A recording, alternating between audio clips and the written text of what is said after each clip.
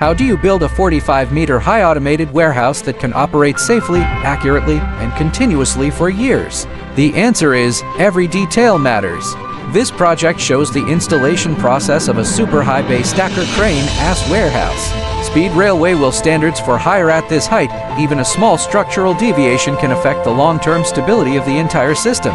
That is why every installation step is engineered with extremely high precision. The rail installation process is one of the most critical parts. Because the stacker crane operates at high speed and high elevation, rail accuracy directly affects stability and positioning performance. The traveling wheels use materials built to high-speed railway wheel standards for higher durability and smoother operation.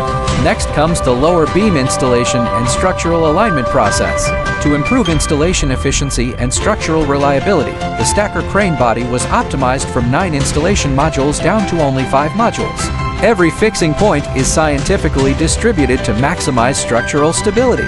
The upper beam and stacker crane body are designed as an integrated structure to improve any vibration performance and reduce operational shaking at extreme heights.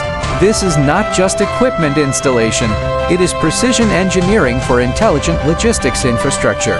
From mechanical structure optimization to installation accuracy control, every detail is designed for long-term automated warehouse performance.